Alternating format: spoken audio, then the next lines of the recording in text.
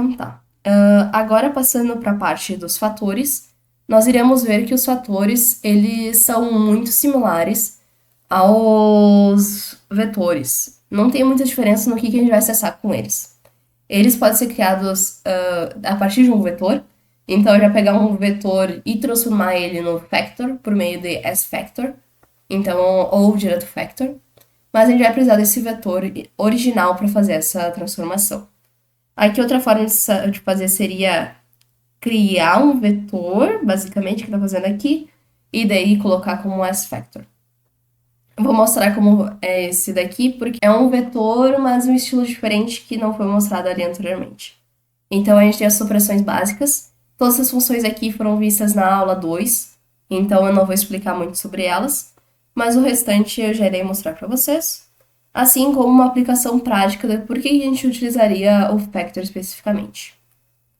Então, retornando ao ambiente do R, aqui nos factors a gente tem esse vetor gênero que foi utilizado na aula anterior, foi só alguns genéricos para identificar o feminino, masculino e outro. E se a gente transformar ele dessa forma, ele está sendo um vetor, mas se a gente transformar ele por meio dessa ou da função de baixo, ele vai virar um factor. Eu utilizei uma outra variável para receber esse, mas os dois vão fazer a mesma coisa aqui. Então, por exemplo, o acesso à posição 2 desse vetor. Se eu for acessar a posição 2, eu tenho tecnicamente aqui o masculino. Vai acontecer da mesma forma. Fazer o print masculino. Aqui, se a gente quiser o print do vetor gênero menos a posição 2, a gente vai ter todos menos aquela posição 2 que estaria aqui. E todo o resto está igual a como estava, como seria assim esse menos 2, seria se fosse só um gênero. Só essa posição aqui sumiu. Aqui os levels, a gente vai mostrar quantas opções nós temos. Então aqui a gente tem 3, feminino, masculino e outro. Quantidade de levels, que nesse caso é 3. O table vai mostrar a contagem de cada um dos tipos diferentes. E para identificar qual que tem mais, a gente utiliza a função max. Ou se a gente quiser identificar quais que são o que menos tem, a gente utiliza o mínimo. E daí a gente vê que o mínimo tem 3 só. Aqui, criando um outro factor, que seria o fator de idade, nós temos que transformar com a função s-factor, nós passamos um vetor na frente. Esse vetor aqui ele foi criado por meio da função sample.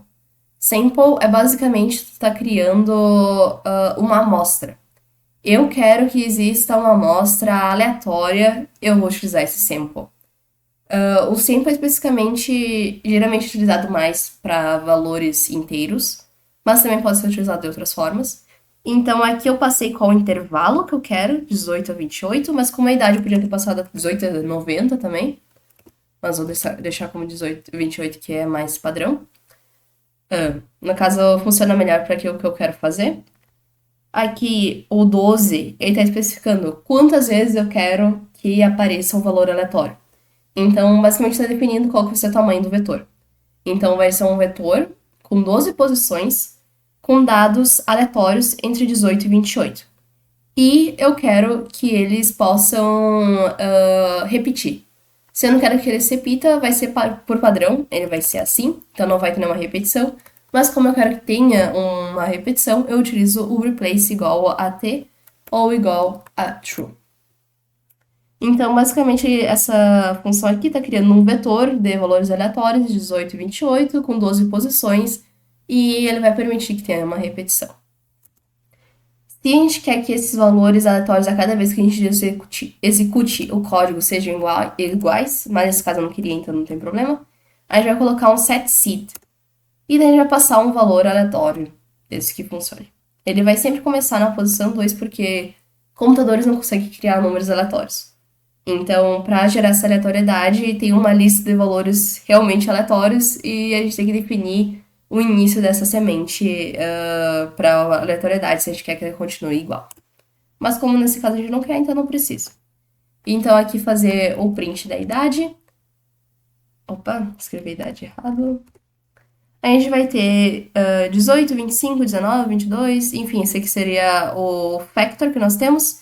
E ele está mostrando que ele tem somente 7 valores diferentes.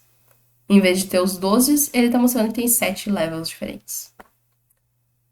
Então aqui eu adicionei esse sprint aqui só para mostrar que mesmo que seja um factor e ele tenha umas propriedades similares aos vetores, como o acesso que a gente vê aqui em cima, ele não consegue fazer as multiplicações porque justamente ele não é valores numéricos diretos.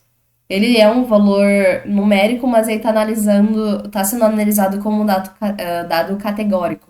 Ou seja, ele não permite que essas duas operações sejam feitas. Por exemplo, se eu rodar esse código, ele vai aparecer aqui que não faz sentido a multiplicação para fatores, e assim como verificar se é maior ou menor, isso não funciona para fatores. Aqui nós criamos um outro fator diferente da mesma forma, a gente está criando um vetor de amostra dos valores 155 até 190, para ser a altura em centímetros, 12 valores vão permitir reposição. Então agora a gente tem o valor altura, um fator altura. Se a gente for ver, ele tem repetição de... Meu Deus, eu contei e esqueci. Tem repetição de 4 valores. Então, aqui, a gente pode utilizar cada um dos fatores para criar, assim como a gente poderia juntar vários vetores e criar uma matriz, ou juntar vários vetores e criar um data frame, aqui a gente vai criar um data frame para utilizar a aplicação prática aqui embaixo.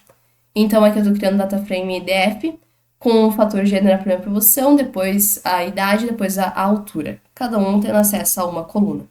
Então, por exemplo, aqui se eu colocar o DF, nós temos o gênero, idade e altura.